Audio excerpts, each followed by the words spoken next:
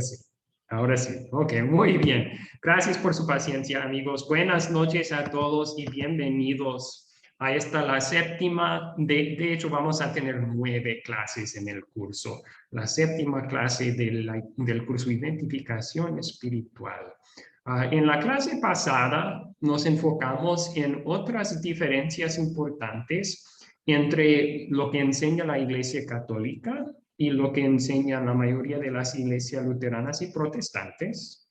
Esta noche vamos a enfocarnos en unas importantes diferencias entre lo que enseñamos en la academia, la iglesia luterana, y lo que se enseñan en muchas, pero no todas, iglesias protestantes. Recuerden que al principio del curso dijimos que esta categorización que utilizamos, hay mucha variedad dentro de esa tercera categoría de iglesias protestantes, reconocemos eso. Entonces, las enseñanzas y las diferencias que vamos a mencionar hoy no están en todas las iglesias protestantes, pero en muchas de ellas, y por esa razón podemos estudiarlas juntas. Igual, si usted pertenece a una iglesia evangélica o protestante, no hay problema, pero sí vamos a lo mejor a estar evaluando de nuevo algunas cosas que siempre se le ha enseñado. Y eso no es malo en sí, con tal de que busquemos lo que la Biblia dice, ¿verdad? En eso estamos de acuerdo. La Biblia es la palabra de Dios y inspirado y sin errores, entonces debemos sacar nuestra creencia de la Biblia. Y eso es lo que les vamos a ayudar a hacer. Vamos a estudiar versículos bíblicos que hablan sobre estos temas. Muy bien. Ya hemos tenido un poco de tiempo de saludarnos antes de comenzar la clase. Vamos a ir con una oración pidiendo la bendición de Dios sobre nuestro estudio. Querido Padre Celestial, te damos gracias por tu palabra inspirada y te pedimos que nos mantengas fieles a ella. No nos dejes restar valor al consuelo del Evangelio, agregando requisitos a las Escrituras o haciendo promesas que la Biblia no hace. En el nombre de Jesús oramos. Amén. Excelente. Entonces vamos a hacer unas preguntas de repaso primero. Yo puse estas preguntas en el grupo chat como su tarea para esta clase, junto con el video que miraron.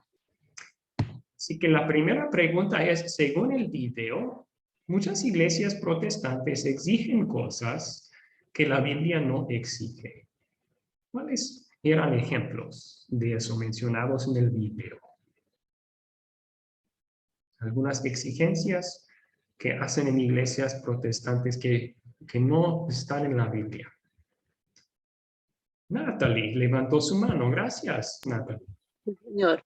Según el video, el beber alcohol, el fumar, bailar, también el presentador del video mencionó que en algunos casos a la muchacha le decía el maquillaje, el uso de alhajas, entre otros.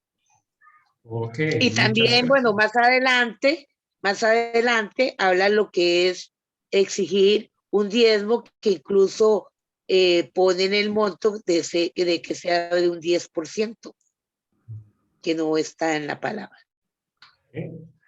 Muchas gracias. Gracias. ¿Alguien más tenía otra respuesta a esta pregunta?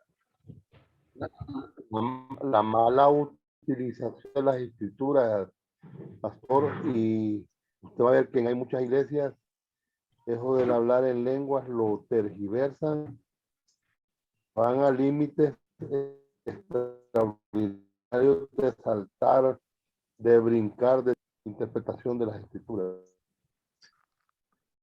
Ok, sí, van a estudiar sobre eso en otro curso, pero lo que dijo ahí al final, algunas de sus prácticas no necesariamente son bíblicas, sí, dentro de sus cultos.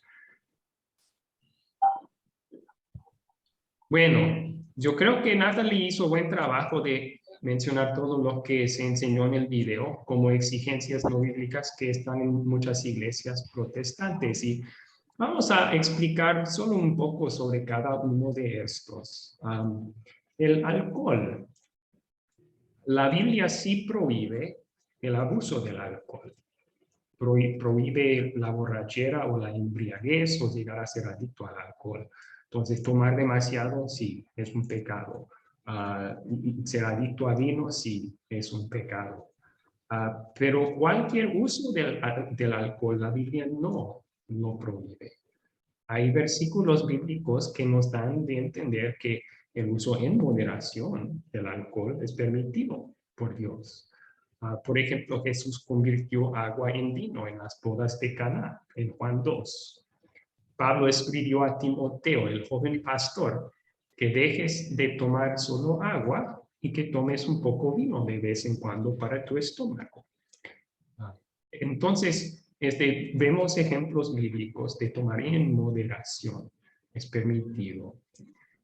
Pero en muchas iglesias cristianas prohíben cualquier uso del alcohol. Tal vez les sorprende a algunos de ustedes. El tabaco. Es cierto que en la palabra de Dios, Dios nos llama a cuidar a nuestros cuerpos, que es templo del Espíritu Santo, ¿verdad? Vamos a vigilar nuestra salud física.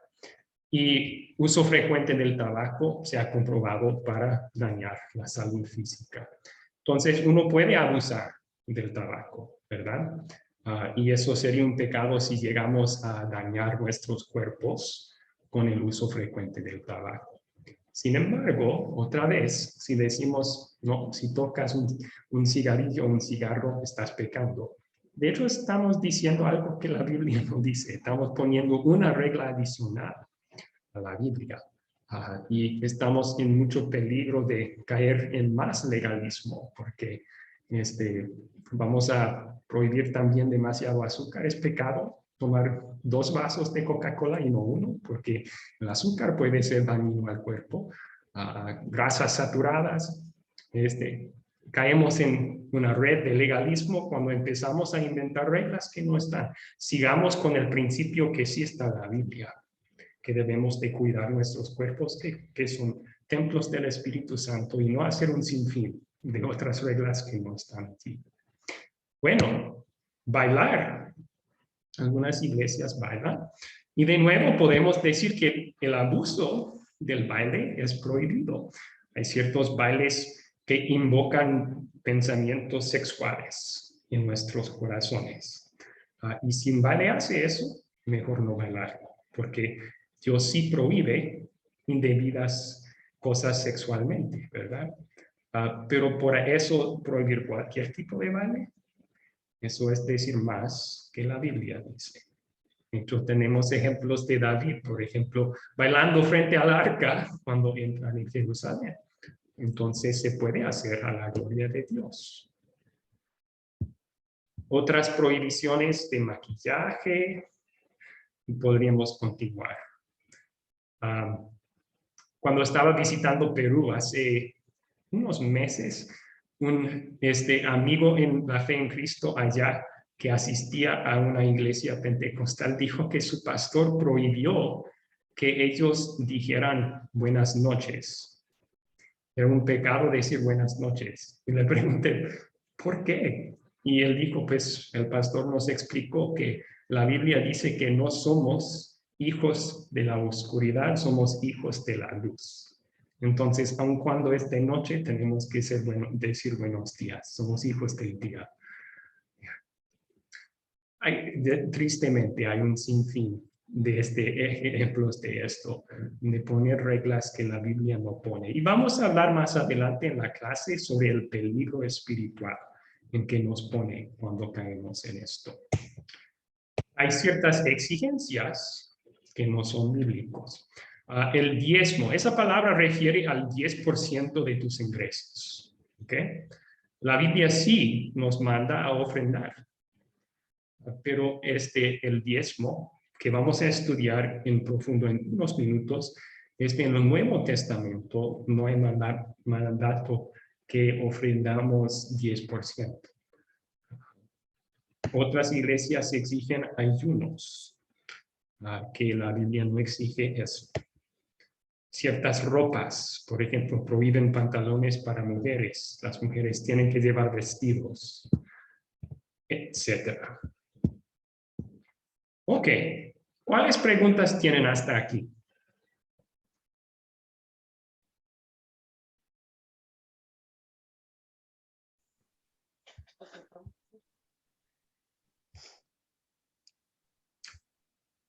Jacqueline levantó su mano. ¿Cuál es su pregunta, Jacqueline? Pues fíjese, profesor, que más que una pregunta es una observación. Bueno, yo al menos lo veo de la manera de que la Biblia no dice que no podamos consumir alcohol o que sí, pero también está el versículo que dice, todo me es lícito, pero no todo me conviene. Entonces, como cristianos, digo yo que me miren con un cigarro que sea uno al año o uno al mes, no me conviene. Ni a mi testimonio, ni a mi relación con Dios. O sea, hay muchas cosas que la Biblia no las prohíbe, pero que a mí me hacen ver que no me acercan, que no me edifican a Él. Sí. No sí. sé si me explico. Yo entiendo, y ese versículo bíblico es un buen principio para el cristiano individuo de mantener en la mente, ¿verdad? Nos llama a preguntar no solamente si la Biblia prohíbe algo, sino también, ¿puedo dar gloria a Dios con esto? ¿Esto me va a edificar a mí?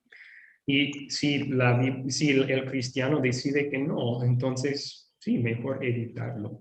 Debemos tener cuidado de usar ese versículo para formar una regla para todos los cristianos, ¿verdad?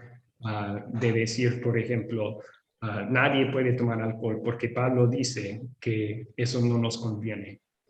No.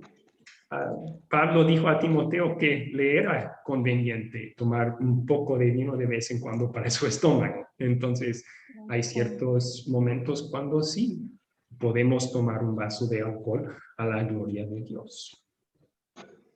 ¿Ok? Ok. Sí, gracias por su comentario. Está muy bueno. Viviana, ¿cuál es su pregunta?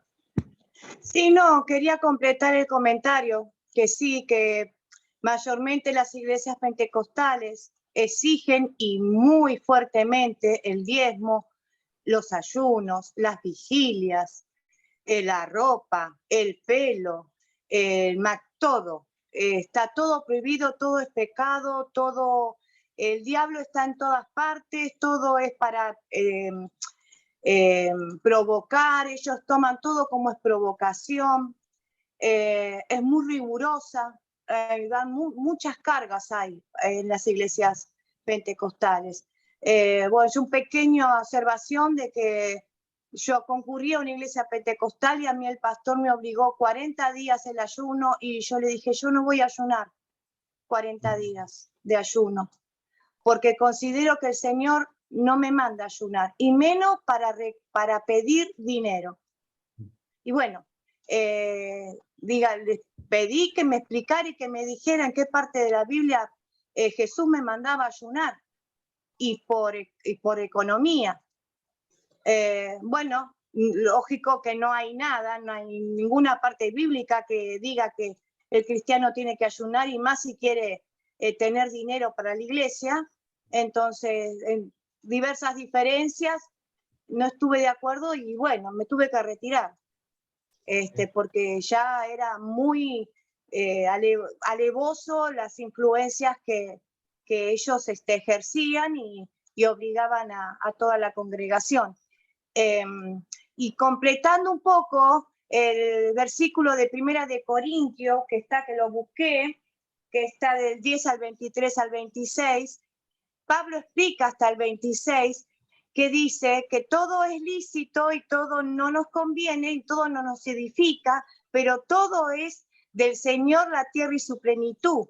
Pero también dice que si un hermano se siente incómodo, si yo tomo un vaso de vino, mejor me abstenga para no hacer sentir mal al hermano. También dice que cuando nos invitan a comer, que no preguntemos su procedencia, que comamos con paz y libremente. Así que Pablo explica muy bien en Corintios sobre el tema de todo lo que está en la tierra, que es creado por el Señor. Y uno tiene que saber poner el límite a cada cosa. creo que es así, no sé, es lo que entiendo yo. Gracias por compartir su experiencia. Sí, y de acuerdo, o sea, uno de los principios que gobierna cualquier cosa que hacemos es el amor para Dios y el amor para el prójimo. Y si soy libre, según la Biblia, de hacer algo, pero va a causar daño con el prójimo, me voy a abstener, no lo voy a hacer por amor a mi prójimo. Eso es cierto. Muchas gracias. Juan Roca levantó su mano. ¿Cuál es su pregunta, Juan? No es una pregunta, es ¿cómo se llama, pastor? En la Biblia dice, cuando estés anciano, en vez de tomar agua, toma un poco de vino para que pueda calentar tu cuerpo. Ahora, sobre los diezmos, ya es del pasado, porque cuando en la ley se diezmaba, pero ya ahora somos libres, podemos ofrendar porque los diezmos están en la ley. Maldito aquel que no cumple toda la ley, porque entonces nosotros, si ponemos diezmos y no cumplimos los holocaustos, ofrendas quemadas, entonces no vamos a ser salvos. Pero dice la Biblia, nos liberó de todo eso Cristo. Sé que cuando llegamos a Cristo, porque nuestro Señor Jesucristo dice en Mateo 5:17, dice, él ha venido a cumplir la ley, no a abrogar. Él cumplió la ley por nosotros. Entonces nosotros somos liberados por amor de Cristo. Entonces nosotros ya no tenemos la obligación de diezmar, pero sí tenemos que ofrendar. ¿Por qué? Para que pueda crecer la iglesia, para que te sientes suelto, para que te sientes hábil en las otras cosas, porque no puedes dejar de dar, porque Dios te ha dado el libre albedrío, pero también ese libre albedrío no es para hacer lo que queramos. Porque si nosotros nos vamos a salvar a tomar una cerveza o 2 cervezas con alguna persona, ¿qué mensaje estamos llevando al pueblo que recién quiere entrar, que recién quiere ser cristiano? Nosotros tenemos que ser los mensajes vivientes, porque nosotros tenemos que compartirnos bien. Yo he visto en algunas iglesias que dice, no te puedes poner la mascarilla, no te puedes poner el alcohol. Pero entonces, ¿a quién vamos a hacer caso? Dice bien claro la Biblia, hacer caso a tus autoridades. Entonces nosotros tenemos que andar con mascarilla, con nuestro alcohol, demostrando que nosotros somos también cumplidores de la ley del hombre. Entonces, Sí. pastor, el Antiguo Testamento el Antiguo Testamento nos sirve por guía, pero ya no se aplica lo que está en el Antiguo Testamento, porque en Mateo 27:51 dice, rompió el velo de arriba, de abajo, dejando libre acceso a las 2 paredes. Entonces ya somos libres, ya no hay griego, no hay negro, no hay blanco, no hay esclavo, todos somos libres en Cristo Jesús. Eso es todo, pastor. Vamos a estudiar, gracias por su aporte. Sí, vamos a estudiar eso en lo que la Biblia dice sobre él en unos minutos más. Ok. Muy bien, continuemos entonces. La siguiente pregunta que tuvieron para su repaso del video. Según el video, también en muchas iglesias protestantes prometen cosas que la Biblia no promete. ¿Cuáles ejemplos vieron en el video sobre eso?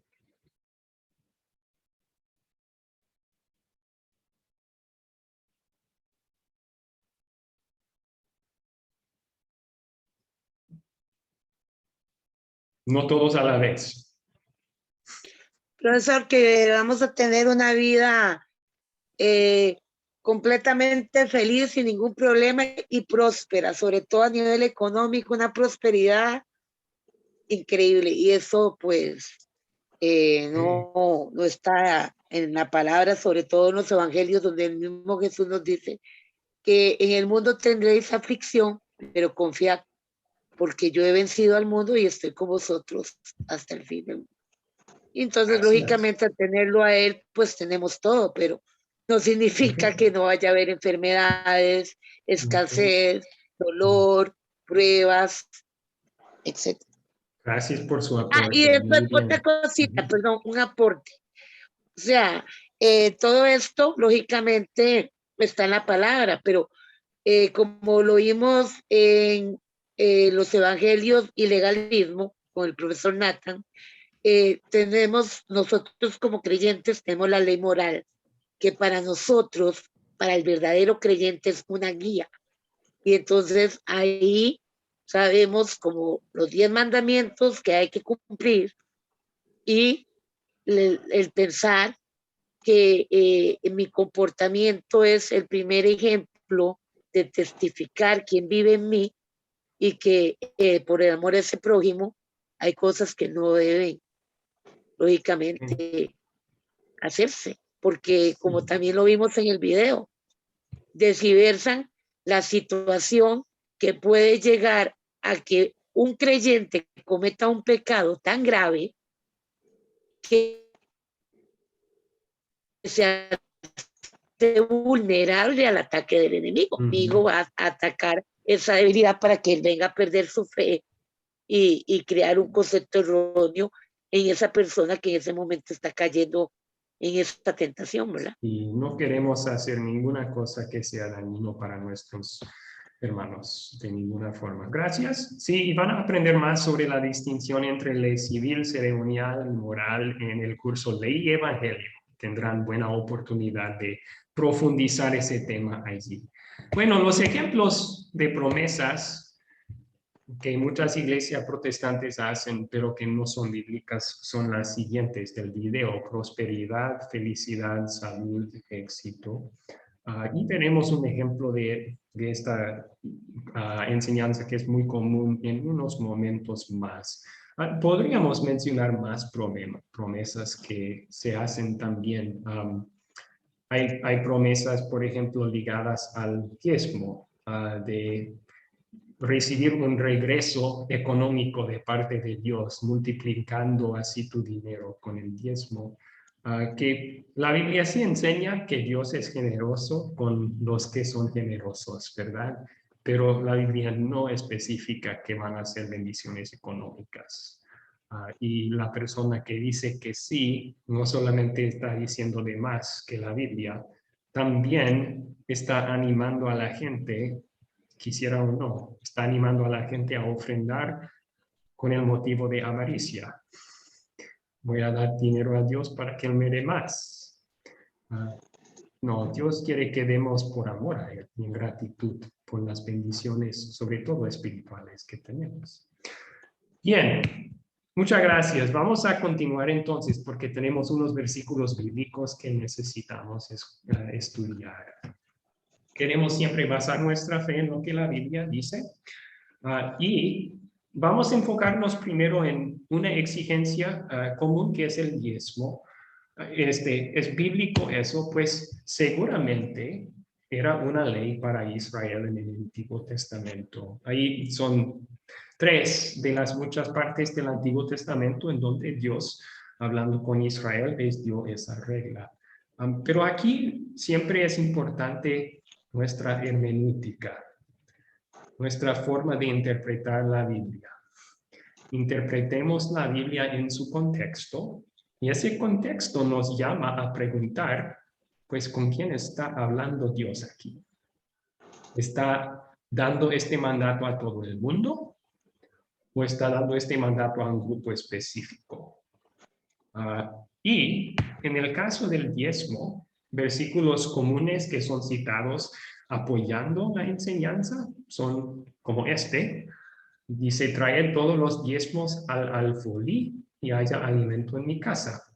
Probadme ahora en esto, dice Jehová, si no os abriré las ventanas de los cielos y derramaré sobre vosotros bendición hasta que sobreabunde.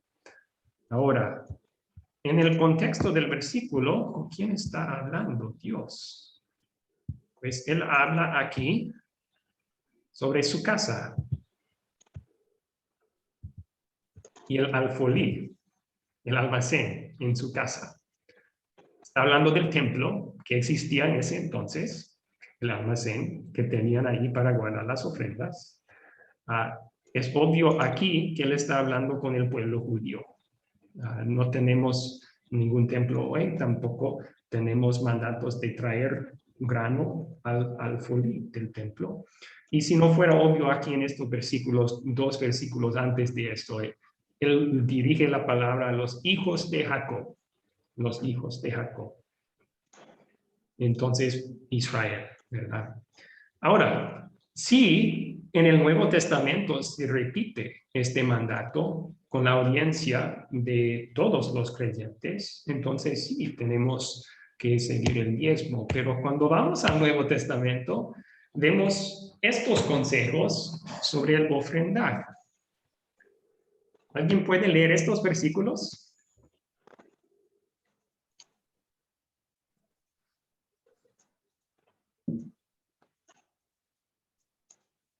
Pastor, ¿puedo leerlo? Por favor, Magali, gracias. Buenas noches. Buenas noches. Dice, cada uno ve como propuso en tu corazón, no con tristeza ni por necesidad, porque Dios ama al dador alegre. Dice 2 de Corintios 9:7. En cuanto a la ofrenda para los santos, haced vosotros también de la manera que ordené en las iglesias de Galacia. Cada primer día de la semana, cada uno de vosotros ponga aparte algo según haya prosperado, guardándolo para que cuando yo llegue no se recojan entonces ofrendas. Ahí dice. Amén. Ok, Para muchas gracias. Muchas gracias. Sí, entonces no tenemos mucha información en el Nuevo Testamento sobre cómo debemos ofrendar. Pero estos son dos de los versículos que se hablan claramente de la práctica.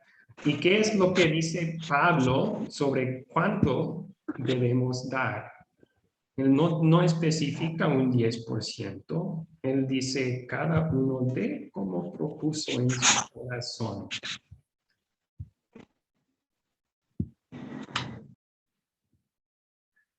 Entonces, en la segunda parte también, cada primer día de la semana, cada uno de vosotros ponga aparte algo, según haya prosperado.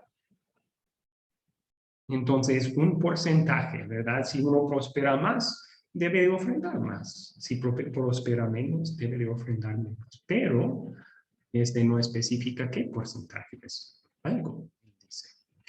Y lo importante para Dios, mucho más que la cantidad, es el corazón, ¿verdad? Y Pablo enfoca en eso.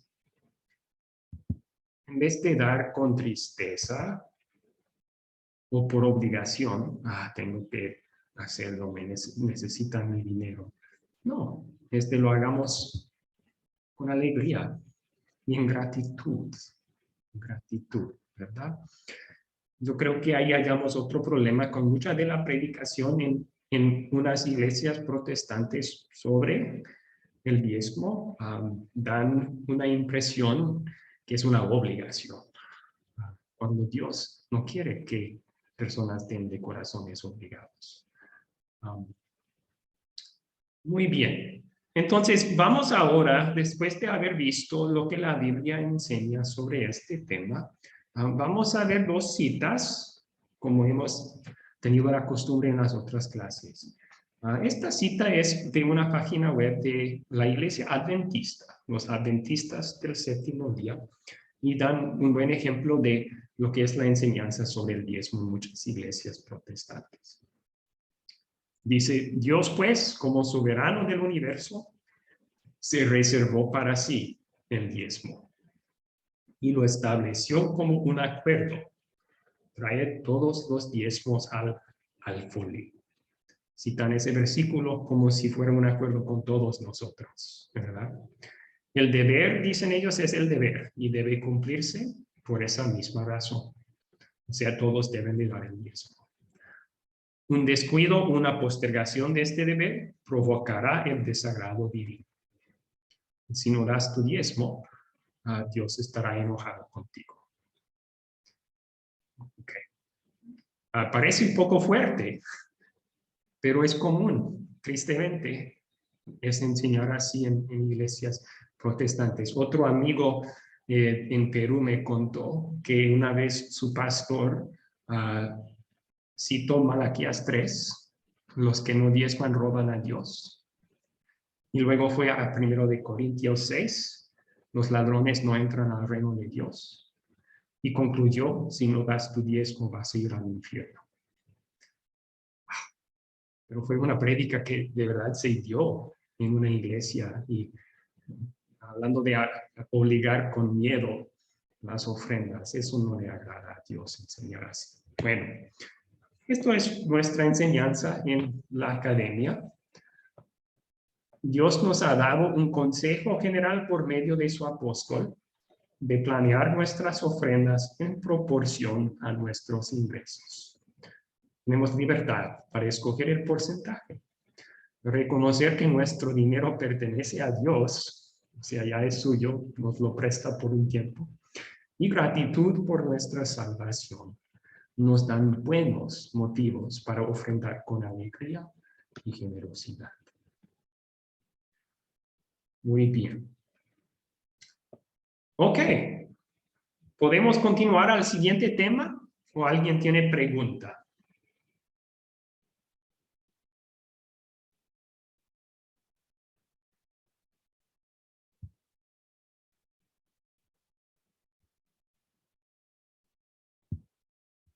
Juan Roca levantó la mano. ¿Tiene pregunta, Juan?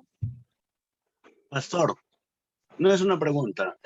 Ok, Los no tenemos carismáticos- tiempo, perdón, no tenemos Ya, tiempo pues. para comentarios en este momento, Ya. tenemos que adelantar la clase. Perdón, ojalá que pudiéramos... Gracias.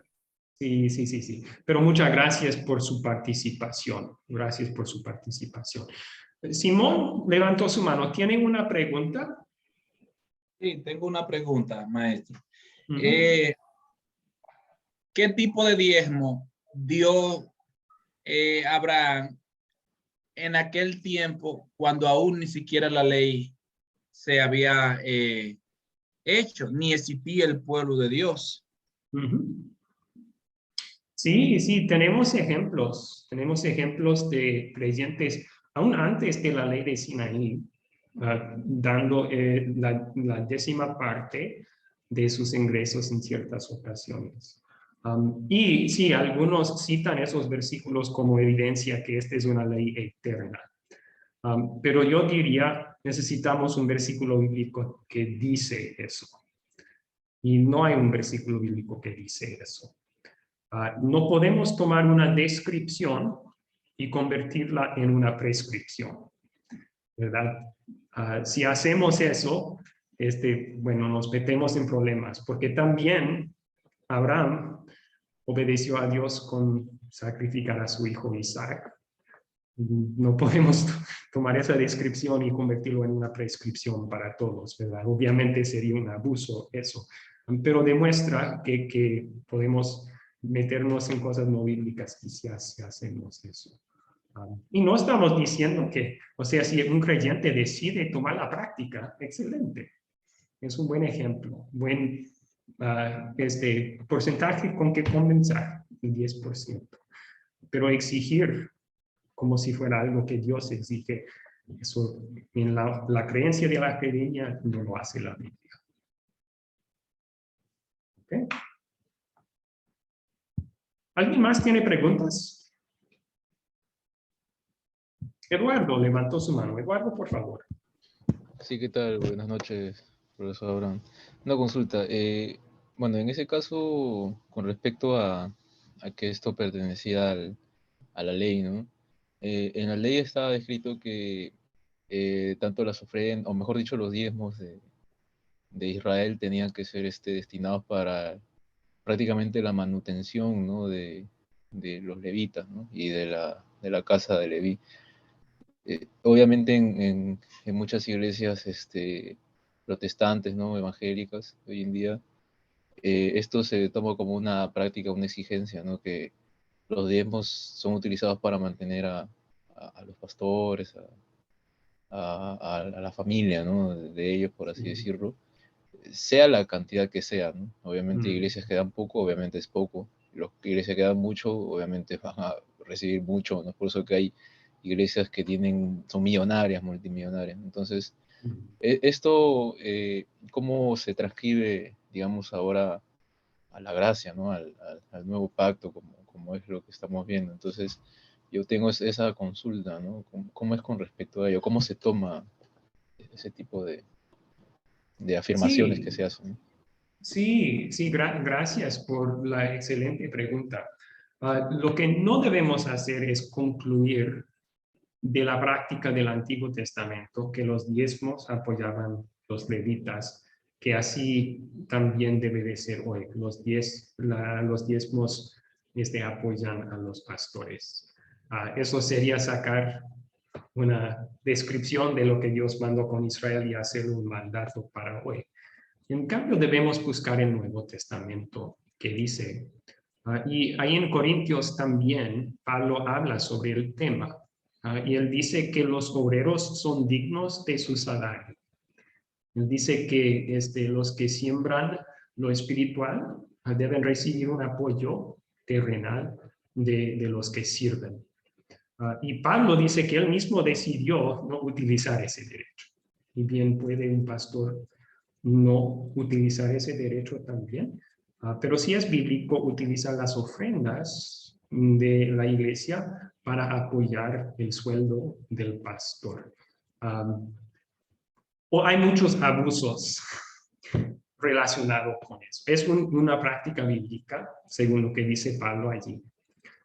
Pero hay muchos abusos tristemente y obviamente sí los abusos están mal. O sea, cuando pastores roban dinero de la iglesia, cuando se enriquecen y los miembros no tienen suficiente para comer, no está bien eso. Ok. Gracias. Sí, sin problema. Muy bien. Vamos a continuar entonces al siguiente. Perdón, Natalie levantó su mano. ¿Cuál es su pregunta, Natalie? Profesor, a nivel bíblico, ahora lo opuesto.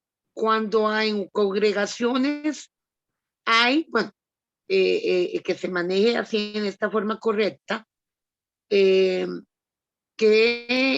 no ofrendan habiendo personas que están en una condición opulenta y no ofrendan. Bueno, mi iglesia donde yo me congrego no se exige el diezmo, pero se ofrenda, ¿verdad? Precisamente por eso, esa gratitud, ese amor, esa alegría de dar. A nivel bíblico, un pastor o el líder a cargo de los que manejan, ¿verdad? Cuando hay administración de las finanzas, puede a nivel bíblico exhortarlo con la palabra. En el caso cuando es comprobado, lógicamente, que la persona, como le digo, tiene capacidad de ofrendar y le va bien y nunca aporta. Sí, bueno, hay que manejar con mucha sabiduría esas situaciones, ¿verdad? Porque predicando del púlpito demasiado sobre el dinero o la ofrenda puede dar la impresión fácilmente, especialmente a los que están visitando, esta iglesia solo quiere mi dinero. Y no queremos dar esa impresión. No nos importa tanto el dinero, lo que mucho más nos importa es el alma de la persona. Entonces, notamos en los evangelios, por ejemplo, el dinero era uno de los temas de los cuales más habló Jesús. No porque ama a Jesús al dinero, porque ama a la gente. Y el problema es que nosotros, siendo pecadores, a veces amamos al dinero más que debemos. Así que hay lugar cuando uno da evidencia que no está ofrendando. Hay lugar para que el pastor vaya con esa persona a solas, ¿verdad? Y tenga una conversación sobre eso. Pero no será una conversación obligando o amenazando. Será una... lógicamente, no obligando, amenazando. Con la misma palabra, explicándole a la persona con la misma palabra, con estos versículos, sobre todo el de 2 de Corintios, de venir con gratitud, con alegría por lo... Será una conversación en la cual el pastor le va a llamar a la atención esa discrepancia, preguntarle sobre él, y si hay un pecado, llamarle al arrepentimiento, ¿verdad? Y luego ofrecerle el perdón de Cristo y animarle a honrar a Dios con las bendiciones terrenales que Dios le ha dado, ¿verdad? Aplicarle y evangelio. Sí, aplicarle. Muchas gracias. No, gracias por su pregunta a usted, Natalie. Bien, pasemos al siguiente tema entonces, que es Jesús promete prosperidad, éxito, felicidad a sus seguidores. Tenemos unos versículos bíblicos que hablan sobre esto. ¿Alguien puede leer lo que está aquí en la pantalla? Amén. Ujú. Entonces Jesús dijo a sus discípulos, si alguno quiere venir en pos de mí, niéguese a sí mismo y tome su cruz y sígame. Porque todo el que quiera salvar su vida la perderá, y todo el que pierda su vida por causa de mí la hallará. Porque ¿qué aprovechará al hombre si ganare todo el mundo y perdiere su alma? ¿O qué recompensa dará el hombre por su alma? Mateo 16, versículo 24 al 27. Amén. Gracias. Entonces, fijemos la atención que Jesús dijo aquí, que todos los que le seguimos,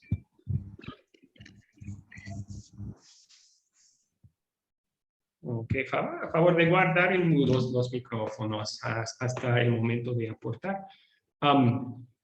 Vemos que él dice, si alguno quiere venir en pos de mí, o sea, esto es la verdad para todos los que seguimos a Jesús. ¿Cómo es la vida siguiéndole?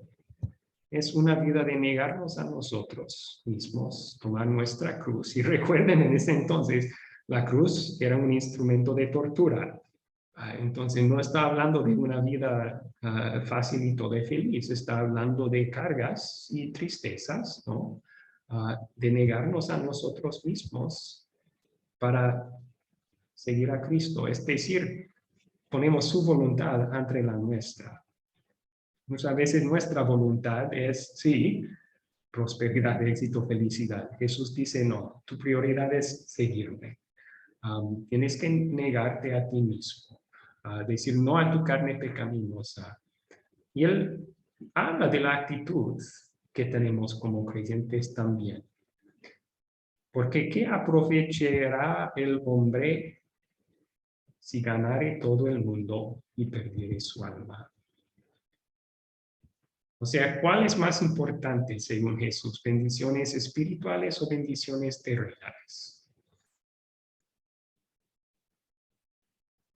Mucho más importante, de eterna importancia, las bendiciones espirituales, no las terrenales. Él dice, si pudieras, si fuera posible ganar todo el mundo, eso no te sirve para nada si no tienes a Jesús y tu perdón. Eso sí es lo más importante.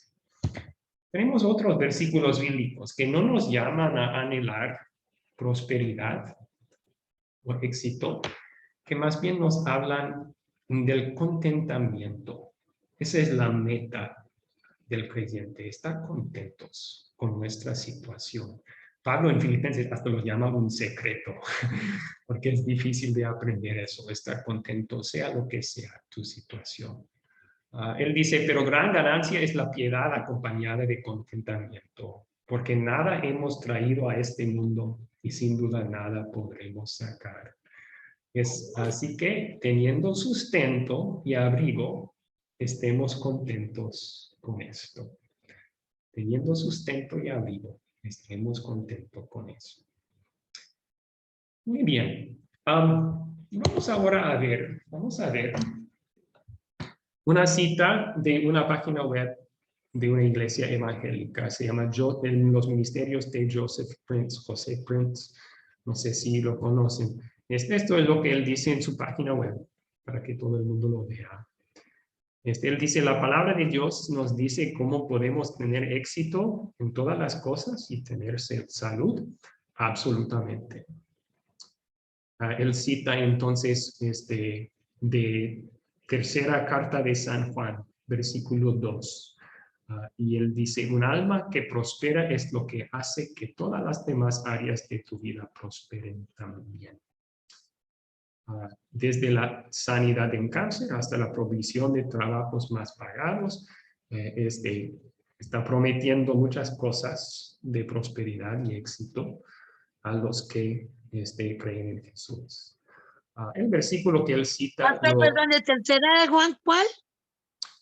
Tercera de Juan, yo creo que es versículo 2. Y él toma fuera del contexto ese versículo. Es una carta de Juan a un creyente. Y Juan escribiendo dice que él desea salud y prosperidad para esa persona. Que eso es lo que debemos desear, el bien para otros, ¿verdad? Debemos desear el bien para otros.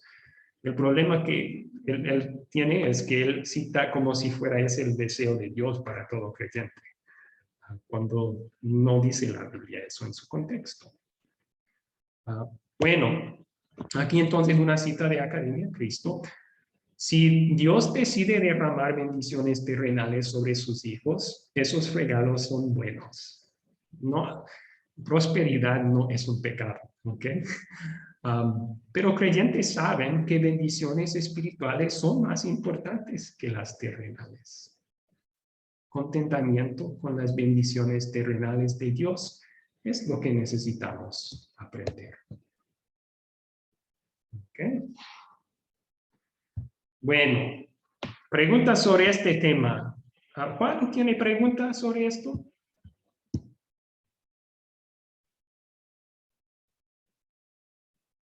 ¿Puede activar su micrófono? Pastor, a mí me dice. Se habrá quedado levantada seguro la mano. Ok, perdón, yo pensé que la había levantado. Ok, no hay ningún problema. Gracias. ¿Alguien más tiene preguntas sobre este tema?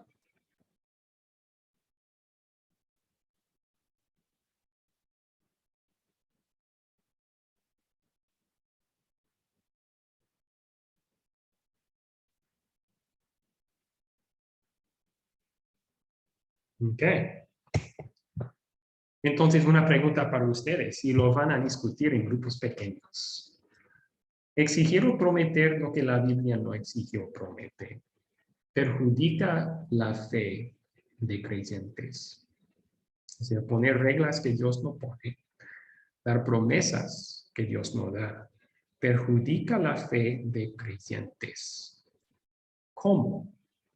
Sí. Esa pregunta yo quiero que ustedes hablen en grupos pequeños, traten de dejar que todos participen en esos grupos pequeños. Voy a dividirlos en grupos ahora.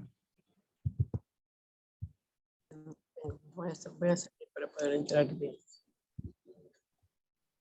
Ahí está, ya debe de haber salido la invitación en sus pantallas. Por favor, hagan clic allí, entren en sus grupos pequeños para platicar esta pregunta. ¿Cómo exigir o prometer lo que la Biblia no perjudica la fe de creyentes?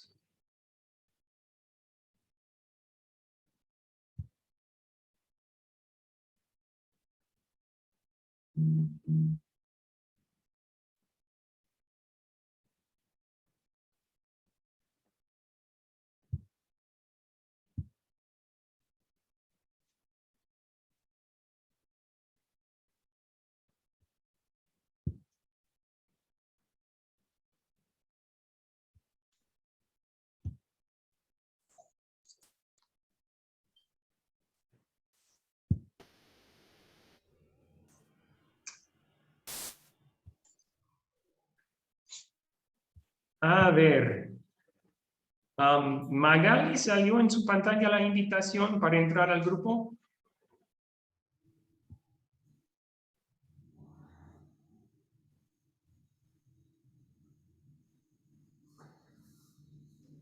Zach, ¿qué tal? Bien, bueno, conecté al otro grupo, pero estuve ahí solo, no había nadie. Los demás no se han juntado tampoco, te voy a mover a otro. Ya. Okay.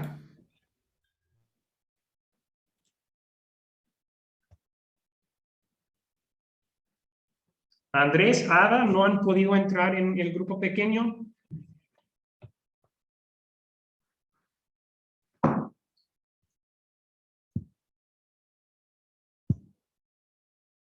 Gracias por sus conversaciones. Gracias por sus conversaciones en los grupos pequeños. Escuché comentarios muy buenos. Ahora vamos a resumir un poco. ¿Por qué es peligroso espiritualmente agregar reglas a la palabra de Dios o agregar promesas a la palabra de Dios?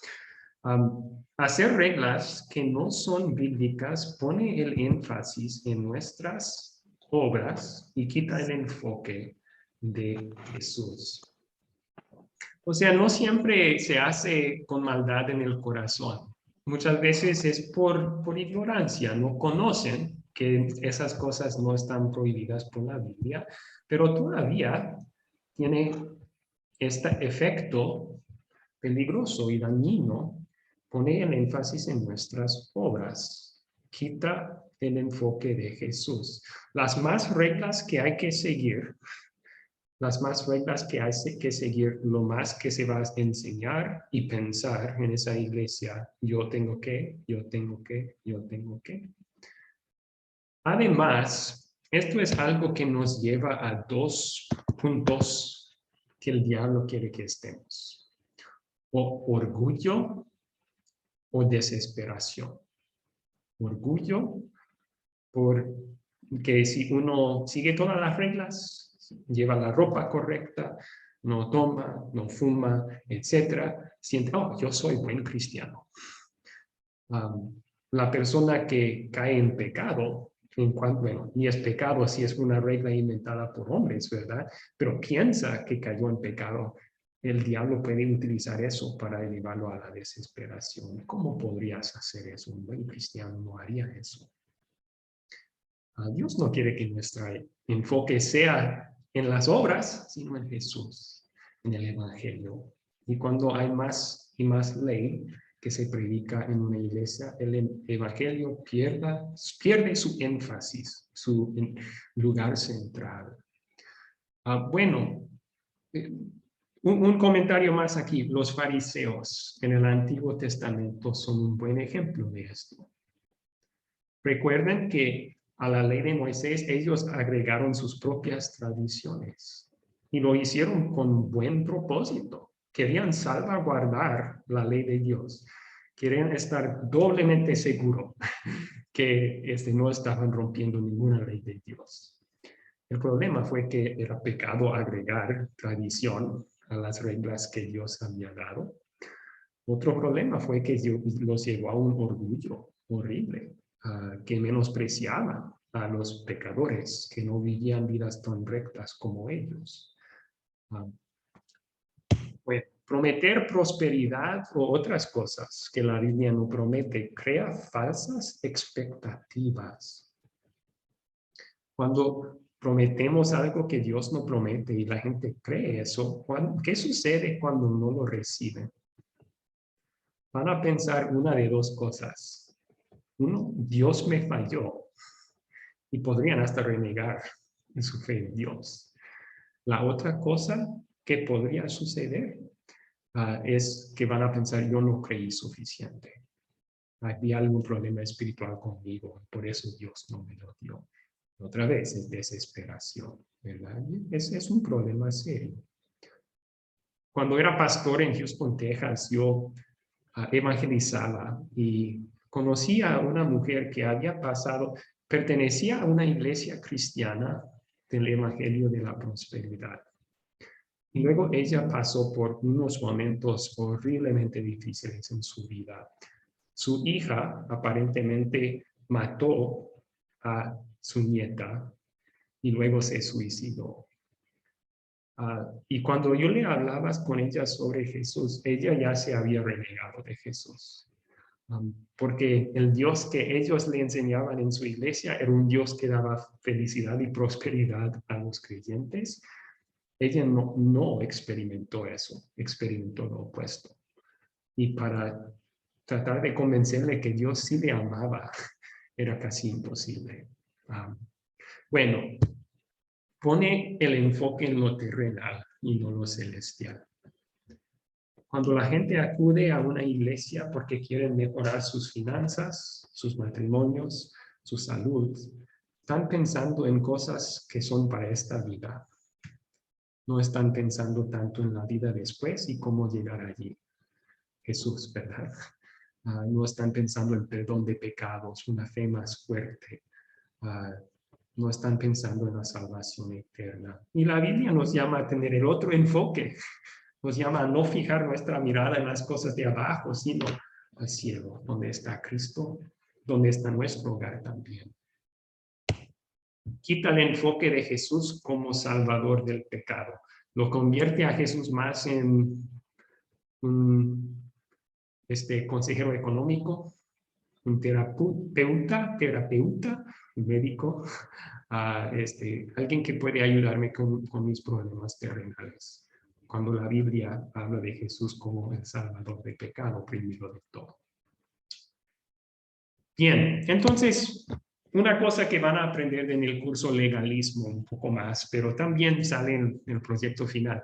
El abuso no niega el uso. En cuanto a esas cosas que muchas iglesias protestantes prohíben, que la Biblia no prohíbe, a veces confunden esa distinción.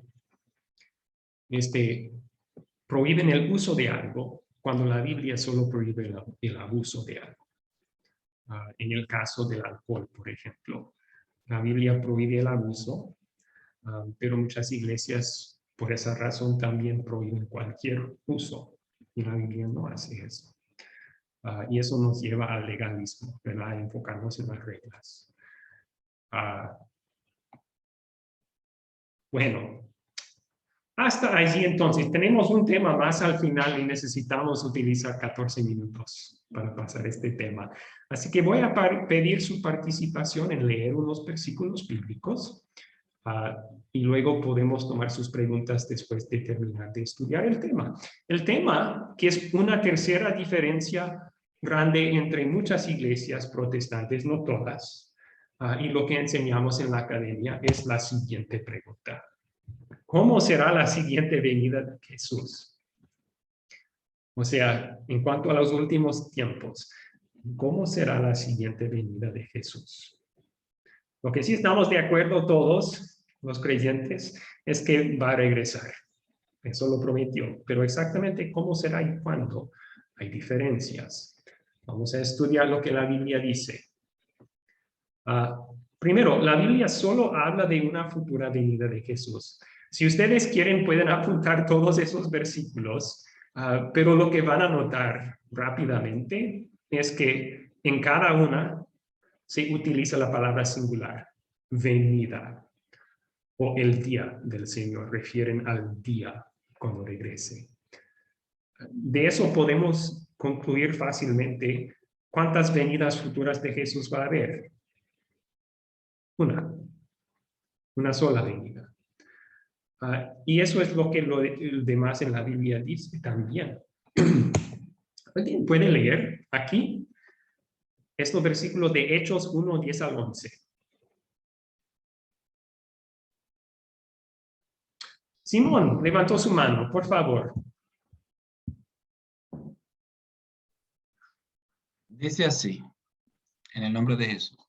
Y estando ellos con los ojos puestos en los cielos o en el cielo, entre tanto que él se iba, he aquí, se pusieron junto a ellos dos varones con vestiduras blancas, cuales también les dijeron, varones galileos, ¿por qué estáis mirando al cielo?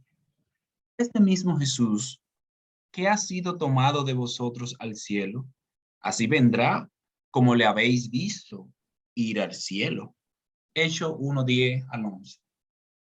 Excelente, muchas gracias. Entonces, después de la ascensión de Jesús, sí, se quedaron maravillados los discípulos mirando al cielo. Y Dios envía 2 ángeles para despertarles, ¿verdad? ¿Qué están haciendo? ¿Por qué siguen mirando allí? Y luego dicen, este mismo Jesús que ha sido tomado de vosotros al cielo, así vendrá. ¿Cómo le habéis visto ir al cielo? Entonces se promete otra venida de Jesús y se promete que vendrá de la misma forma que ascendió. Es decir, igual que los discípulos lo miraron subir, su regreso va a ser visible entre las nubes, va a ser visible. Podemos ver muchos otros bíblicos que dicen eso. Todo ojo le verá, dice en Apocalipsis, hasta los que lo traspasaron. Entonces será visible como relámpago en el cielo, dice Lucas. Este es lo que Jesús dijo también sobre su venida. ¿Alguien puede leer Juan 6:40?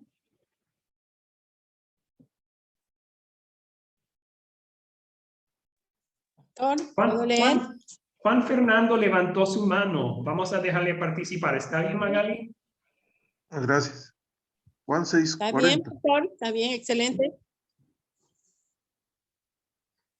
Y esta es la voluntad de mi Padre, que todo aquel que ve al Hijo y cree en Él tenga vida eterna, y yo le resucitaré en el día final. Juan 6:40. Okay. Muy bien. Entonces aquí Jesús enfatiza, ¿verdad? Cómo llegamos a tener vida eterna por medio de la fe en Cristo. Somos salvos por la fe. Jesús dice, yo lo resucitaré en el día final. La resurrección de los creyentes va a suceder, Cristo dice, en el día final. Okay. Voy a mencionar ahora la diferencia. A lo mejor ya están notando. La diferencia entre la Iglesia Luterana y Academia Cristo y muchas iglesias protestantes, pero no todos, es que la Iglesia Luterana enseña que la siguiente venida de Jesús al mundo será visible en gran gloria en el último día, cuando Él venga a resucitar a los muertos y hacer el juicio final. Eso lo tenemos en el último día. En muchas iglesias protestantes, de hecho, creen en múltiples siguientes venidas de Jesús, comenzando con lo que llaman el rapto o el arrebatamiento, que dicen ellos va a ser algo invisible. O sea, los incrédulos ni lo van a ver, pero Jesús vendrá de forma invisible, va a raptar o arrebatar a todos los creyentes, van a desaparecer de este mundo y dejar a los incrédulos en la tierra para un tiempo de sufrimiento. Y luego hablan de otra venida de Jesús en un reino de 1000 años, de un milenio sobre la tierra de Jesús. Y luego otra venida de Jesús en el día de juicio. En la Iglesia Luterana creemos una sola venida, visiblemente en su día final, en el último día, el día de juicio. Ahora, eso va a cambiar como vemos primero de Tesalonicenses 4. Porque estos versículos son entre los principales, que los que creen en un rapto invisible citan. En Academia Cristo creemos que esto refiere a los eventos del último día, del día de juicio. ¿Alguien puede leer primero de Tesalonicenses 4?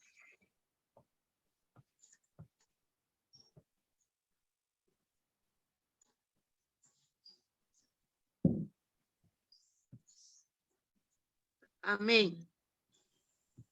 Adelante. El Señor mismo descenderá del cielo con voz de mando, con voz de arcángel y con trompeta de Dios, y los muertos en Cristo resucitarán primero. Luego nosotros, los que aún vivamos y hayamos quedado, seremos arrebatados juntamente con ellos en las nubes para recibir en el aire al Señor, y así estaremos con el Señor siempre. Primera de Tesalonicenses 4, 16, 17. Amén.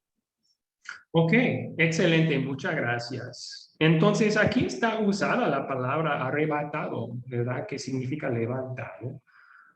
Sí dice Pablo que seremos arrebatados con los creyentes resucitados en las nubes para recibir en el aire al Señor.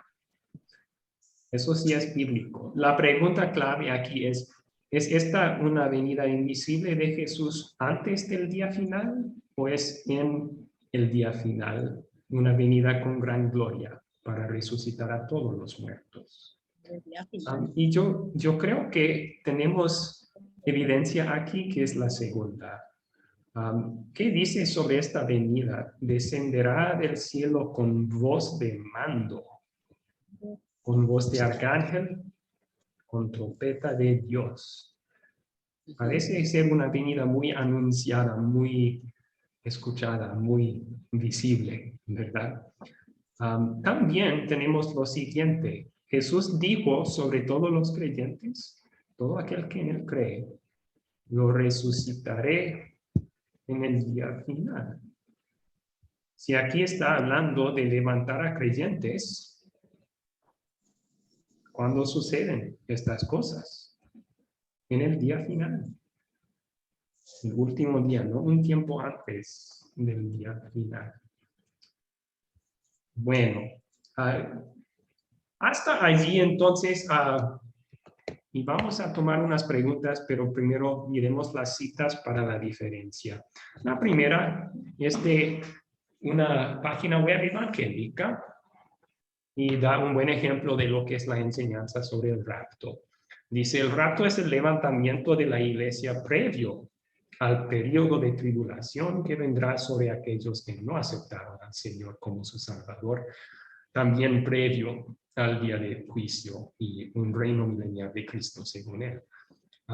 Y luego está describiendo el rapto y utilizando una dramatización muy fuerte y muy común. Salieron películas sobre este tema en los Estados Unidos por lo menos.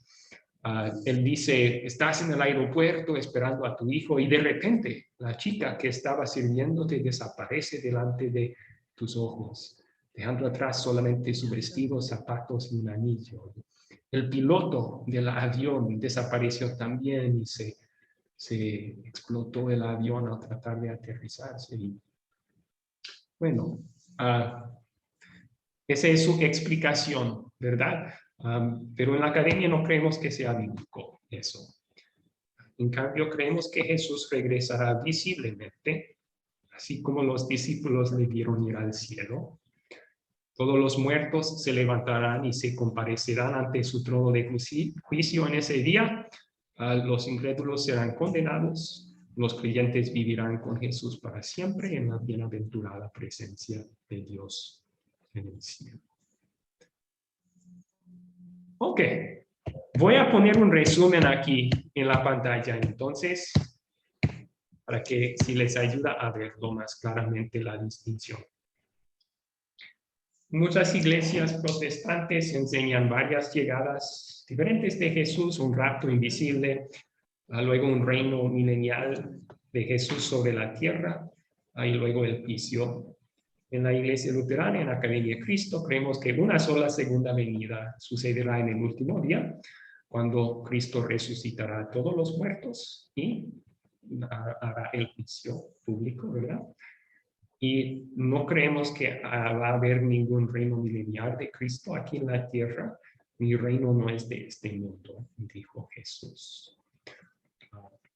Si ustedes quedan con más preguntas sobre este tema porque lo estudiamos bien rápido, voy a mostrarles un buen recurso que pueden utilizar. Se lo recomiendo mucho. Está en nuestra página web y como todo lo que ofrecemos es gratis. Aquí están. Vamos a ir a academiacristo.com. Vamos a ir al buscador. Y vamos a poner en el buscador últimos tiempos. Ahí está. Aquí los últimos tiempos. Es un mini curso de videos que ofrecemos. Y da la explicación de la Biblia, por qué creemos lo que creemos en la Iglesia Luterana. También habla de esos versículos en Apocalipsis que a veces se interpretan como hablando de un milenio y da una explicación para ello. Si alguien está interesado, puede mirar esos videos y con cualquier duda que tengan, con confianza, pueden quedarse después de esta clase, lo platicamos, o también me escriben un mensaje por interno y agendamos un tiempo para platicar por Zoom. ¿Okay?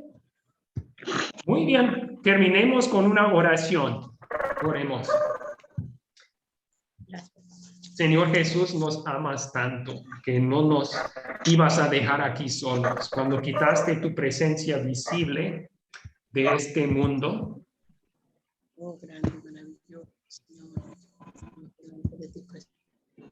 cuando quitaste tu presencia visible de este mundo, nos diste una promesa que ibas a regresar para llevarnos a donde tú estás.